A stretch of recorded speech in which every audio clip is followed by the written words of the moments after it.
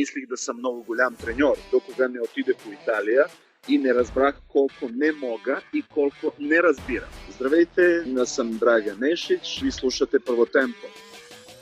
Днешният ни гост тази година навърши 50, а се занимава с треньорска дейност вече повече от 25 години. Два пъти старши треньор на женския национален отбор на България, той вече води отбори в цели 6 държави. Негова е знаменитата фраза "Понякога побеждаваме, понякога се учим". Дами и господа, Драган Нешич. Господин Нешич, на първо място искам да ви благодаря за това, че приехте поканата да бъдете наш гост в подкаста на Volleyball Explained Първо темпо. Като за начало бих искал да ви върна доста назад във времето. Първото ви назначение като треньор е когато все още не сте навършили дори 25 години. Защо започнахте толкова рано да се занимавате с треньорска дейност? И това, между другото, сякаш не е много рядко срещано явление при треньорите в женското направление, доколкото, например, Джовани Гуидети, който в момента е един от най-добрите треньори в света. Въобще също е такъв пример, започнал е много рано като треньор. Искам да ви благодарим за покана, за мен е удоволство всичко какво е вързано за волейбол и къде се говори за волейбол. Харесвам и приятно ми е да участвам. Така да благодаря на вас за покана още веднъж.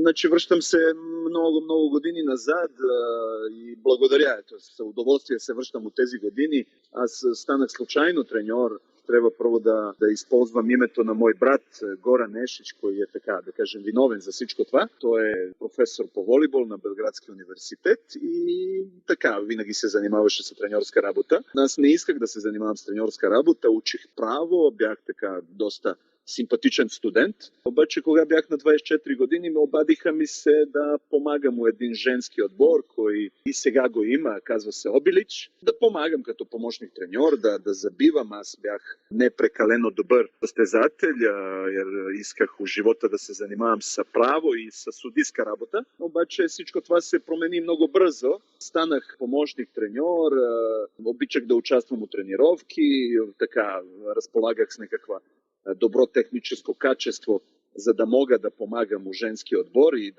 да играем с тях. Тогава обаче след 6 загубени матча президент на отбора реши да смени първи треньор. От този момент беше така доста трудна ситуация. У Сърбия беше война и така нататък.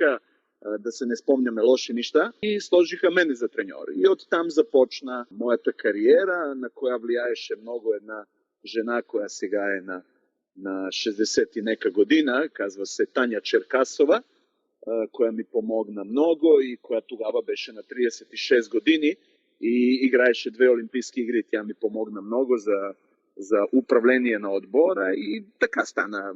Отидох у някаква посока, у която изобщо не мислих да мога да участвам изобщо. Така да, ето това е моето начало.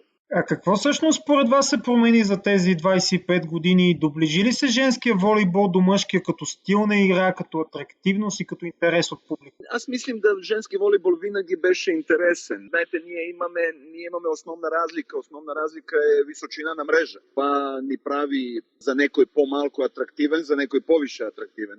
Аз мислим да и самата тренировка и всичко какво ние правиме около женски волейбол много се доближава до мъжки волейбол. Със сигурност последни години всички започнахме да обръщаме много време и на тренировка върху блокада, не само върху защита, него и върху блокада. Технически сме много по-добри у блокада и организация на контранападение. Не виждам нека прекалено голяма разлика. Знаете, кога се говори за женски и мъжки волейбол, мисли се за мъжки и женски пол, кой абсолютно мислим да ни е правилно изобщо да слагаме като въпрос. Мислим да трябва да обръщаме внимание на технически качества. Всички започнахме да играем много по-бързо, имаме качествени състезатели. Така да мислим да атрактивност между женски и мъжки волейбол доста се доближават. В 4-5 държави, може би Италия, Турция, Бразилия, Китай, сякаш наистина женския волейбол е много близък като интерес до мъжкия. Какво смятате, че трябва да се подобри още, за да може този интерес да бъде доста по-близък и във все повече държави? Аз мога да ви кажем, да ви дадем един отговор, кой е вързан за мен и за моето развитие. Искам да дадем един само малък пример. Аз на 28 година отидох у Италия. Тогава до 28 година вече успях у Сърбия от 24 до 28 да играем 2 пъти в финал и да участвам от СЕВ клуб. Мислите ли да е нормално да един треньор, който 4 години се занимава с волейбол, може да направи такива резултати? За мен ето тогава беше нормално и мислих да съм много голям треньор, докога не отидах у Италия и не разбрах колко не мога и колко не разбирам. Тогава нормално един човек, мислим за моите качества, прави нещо, кое е много важно и започва да учи. Аз 2 години, освен да учих език у Италия, бях на абсолютно всички курсови и всички треньорски, да ги наречем, събирания, които бяха вързани за волейбол. Там разбрах колко трябва изобщо да се учи този спорт, kao всяка една работа, и колко опит може да помогне. Аз след това имах късмет да работим като и Джовани, кой казахте преди малко, и имах удоволствие да работих с него и имам удоволствие да мога да кажем да сме приятели. Искам да кажем, на нас, кога бяхме малки, много ни помагаха качествени състезатели. Аз имах възможност да работим у живота с Люба Соколова, koja е най-добър състезател на 20 век. Обаче, знаете, от състезатели учихме и това ни даваше възможност да се развиваме като треньори. Ние трябва да напредваме като и ви, като журналист, като човек. Напредвате с време, искате нова технология, искате да използвате. Аз мислим да е така и у волейбол, и затова качество на италиански волейбол е много високо. И треньори, които нямат най-голямото качество, примерно като Джовани Капрара, като Барболини и така нататък, да не номинирам сега, като Терзич от Сърбия. Значи, нямаме всички възможност да тренираме отбори на това ниво, обаче тези хора се учат се ежедневно и мислим да това липсва в България. И изобщо мислим да липсва на Балканите, да треньори спират своето обучение, кое е забранено в нашата работа. Смятате ли, че във връзка с въпроса за сравнението между женския и мъжкия волейбол трябва да има единна методология за подготовка както на юноши, така и на девойки? Знаете какво искам да ви кажем? Сега върху това е много сериозен въпрос и въпрос за дискусия. Първо трябва да разберем какво означава методология. Първо трябва да разберем какво ние изобщо идея като треньор имаме за техническо развитие на един състезател. Аз съм да сме универсални. Да сме по някакъв приличен начин, сега давам пример, подаване са 2 ръце отдолу, предаване са 2 ръце отгоре и така нататък. Мислим да методология е много вързана за индивидуално качество на един треньор. Аз мислим да ние трябва да имаме универсален начин на обучение, което трябва да е изградено като българска школа, или като италианска школа, или като американска школа. Да ние имаме нещо, за кое сме абсолютно наше. И всички разбират да е това българска школа, сръбска школа или така нататък. Не съм сигурен и това не е истина, да и у Италия има същата методология на обучение. Всеки треньор е индивидуалист, kao и всеки състезател е индивидуален и има индивидуални качества. Обаче някакви основни идеи на техническо обучение трябва да имаме и трябва да развиваме на еднакъв начин. Вие бяхте 2 пъти старши треньор на българския женски национален отбор. За дълъг период бяхте и помощник треньор, включително през 2001 година, когато спечелихме бронз от европейското, което се проведе в София и Варна. А междувременно, по-настоящем, вашата родна Сърбия е вице-олимпийски шампион, световен и европейски шампион, а през 2001 година дори не участваше на европейския шампионат. Какво направи Сърбия, за да постигне тези успехи и всъщност къде България сбърка в това време? Искам да направим един така малък анализ. Сърбия започна някаква визия, която беше създадена от сегашния президент на ЦЕВ, господин Боричич, на визия на развитие, която беше вързана първо за мъжки волейбол, която започна още 90-та година. След това Сърбия и господин Боричич са невероятна визия наистина. Разбра да един набор 8-3-8-4 и некои од момичета кој е 8-2 набор имат качество да направят крачка напред с национален одбор. Това започна 2003 година. Значи прво участие на господин Терзич, кој и него, ето имам удоволствие да кажем, ние сме много близки. 2003 година бяхме тогава, т.е. аз бях помощник треньор на Джовани Гвидети, къде сръбски национални отбор никой не искаше да играе срещу тях у Европа контролни срещи. И тези дойдоха при нас у Варна заради добри отношения на господин Боричич и господин Лазаров между тях. И нормално моите отношения са господин Терзич.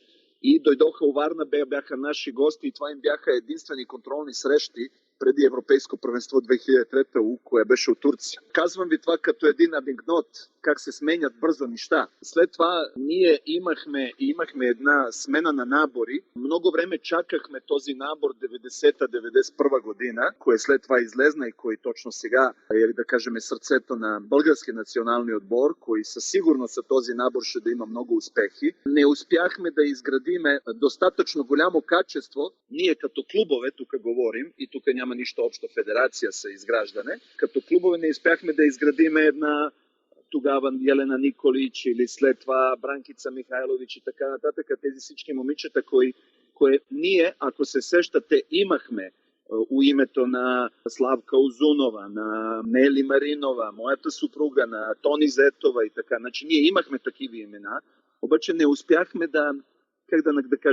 не успяхме да следваме този път, не успяхме да създадем един добър набор, който можеше да след това Европейско първенство 2001 година и след това третото място да е винаги между три отбора у Европа. Сърбия това успя. Успя са невероятна Майя Огненович, са много добри центрови. Така да мислим да Сърбия клубно и от този момент е много по-качествено от нас. От България. Много по-голямо. Значи аз искам да ви кажем само едно нещо. У Белград има 54 частни волейболни училища. Това е страшно нещо за град от 2 милиона. Разбирате, това са невероятно качество на деца. Така да, у България ние сме започнали само малко по-късно. Виждате Стойчев и Матей, Владо Николов. Има много частни училища сега по България и със сигурност резултати при мъже и при жени ще да след нека година да са така пред нас и да се радваме за медалите, които ще да печелят и мъже и жени. Какво отличаваше в сравнение с следващите отбори от нашия отбор на Тони Зетова, на Нели Маринова, на Ваня Соколова?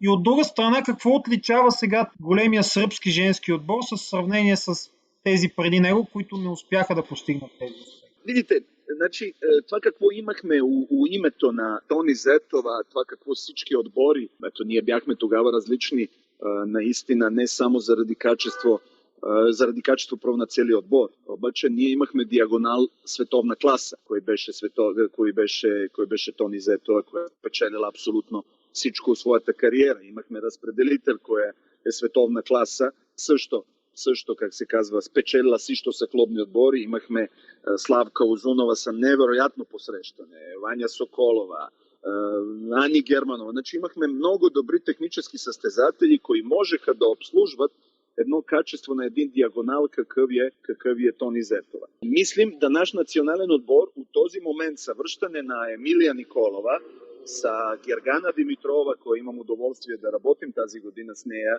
с Елица Василева, са много добри центри, които имаме. Мислим да се доближаваме, да приличаме на този отбор, който спечели тогава преди много години медал и мислим да този национален отбор на България, без да правим комплименти на никой, е много добра селекция и има много добро бъдеще. Еми Николова се връща. Надявам се да националния отбор следващата година ще да участва и Добряна Рабаджиева. Ние имаме, този отбор много прилича, може би да има и повече качества от този отбор от 2001 година. Преди време веднъж казахте, понякога побеждаваме, понякога се учим, а пък има една немска поговорка, доколкото знам, че резултатът е учителят на глупаците. Защо загубата може да бъде много полезна, а победата вредна? Pa vidite, знаете какво, искам да ви кажем едно нещо, кое е много важно у спорта, ма и мислим да и у живота много важно. Италианци имат една поговорка, koja казва: кой печели се радва, а кой губи започва да дава обяснение. Мислим да тази поговорка от време на време се учиме. Това е една част обяснение, а друга част е наистина да се учиме. Нормално, ние ако паднеме отбор koji je по-слаб от нас, няма какво да се учиме. Тук сме ние на много ниско ниво. Обаче, кога падаме от отбори koji su на по-високо ниво от нас, значи имаме смисъл, т.е. опитваме да гониме тяхното и техническо и тактическо качество и тогава мислим да се учиме. У всички други ситуации загуба е само да даваш обяснение. Защо го направи? Коя съблекалня според вас се укротява по-лесно? Мъжката или женската? Сякаш женските вражди често са по-упорити и продължителни. Как се справяте с такива проблеми? Видите, аз тази теория на съблекална я не обичам. По никакъв начин я не обичам. Аз мислим да игрище спотява, събира един отбор. Това дали е едно момиче добро или лошо, това е относително. Важно е колко е добър състезател. Също е и при мъже, също е и при жени. Аз нисам фен на другите разговори, не обичам да влизам у съблекална с години. Разбрах да не трябва да влизам у съблекална и след загуба. И мога да направим само по-лошо. Всички сме нервни. И мислим да влизане у съблекална след един матч и дигане на глас от страна на треньори е само обвиняване колко сме ние. Ние сме свършили нашата работа като треньори, а тези са паднали нарочно. Аз не вярвам у нарочно. Вярвам да между треньор и състезател трябва да има едно много добро професионално отношение, едно доверие на много високо ниво. Мислим да ние като треньори не трябва да имаме стена между нас и състезатели, jer ние живееме заедно повише от нашите семейства. Ние живееме по-малко време, харчиме с нашите семейства, колко харчиме с наши състезатели и състезатели са нас. Така да, аз мислим да е много добре, ако състезатели имат добро отношение между тях. Обаче това не помага. Помага качество, кое е вързано на игрище, а това е волейбол. Така да аз мислим да волейбол трябва да спотява, а не съблекално. Вие споменахте преди малко Добрияна Рабаджиева. Тя в едно интервю разказа, че сте я накарали, когато е била още съвсем млада състезателка, да си закачи ключове на кръста, които при посрещане трябва да дрънчат на пода. Можете ли да разкажете за още някоя друга такава иновативна идея за тренировка? Знаете какво? Видите, от тренировка няма иновация. Иновация е една идея, която може да ти идва от време на време. Говорим, ето така, мога да ви дам сега един пример. Имаме проблеми у посрещане, къде у женски волейбол, ето това е разлика между женски волейбол и мъжки волейбол. Проблеми у посрещане при женски волейбол е много често се е срещано с много надолу, а не високо като при мъже. Говорим за флот посрещане. Една симпатична идея е така, която аз обичам да правим, е да кажем на всички състезатели да си купят един балон, тези, които използваме за рождение си дни, и слагат го под фанелка на високо и отгоре е позиция на ръце, koja е точно това какво ние търсиме, да се изпънати високо и да сукам топката у подаване на такава. Така да, знаете, има много ситуации, обаче това е нещо, което не е измислено от мене. Аз съм човек, който обичам да крадем между кавички. Обаче това какво съм откраднал или видях от някакъв колега, първо опитам да разберем как да го приложим на тренировка, да не стане нещо смешно и да аз не мога да управлявам това упражнение. Господин Нешич, искам да ви благодаря отново за това, че приехте да участвате в нашия подкаст. Между другото, оказва се, че между волейбола и правото има доста общо. Вие казахте, че сте учили право. Не знам дали знаете, че голямата, може би най-голямата легенда на българския волейбол, женски, Цветана Божурина, също е завършила право. Искам да ви кажем само да се върнем, ако ми позволите още една секунда, за този набор на госпожа Божурина, на Мила Кьосева, на целият той набор, който беше прекрасен и който изгради следващи набор след тях, кое е Славка Узунова, Нели Маринова и така. Така да, може би и тая връзка много важна, която ние загубихме у България. Всички важни състезатели излезнаха от чужбина, така да Млади набори нямат от кой да се учат на тренировка и единствено могат да се учат от треньори, а треньори са прекалено млади да могат да се оправят с техническо действие на един състезател. Така да nije вързано всичко ни за федерация, ни за клуб, него и за една ситуация, която сигурно е економическа също. Така, надявам се да всичко стане много по-добре. И аз ви благодаря много за вашето време и много поздрави на всички вашите фенови. Благодаря и аз. Вие, уважаеми слушатели, радвам се, че отново ни слушахте и се надявам да го направите и следващия път.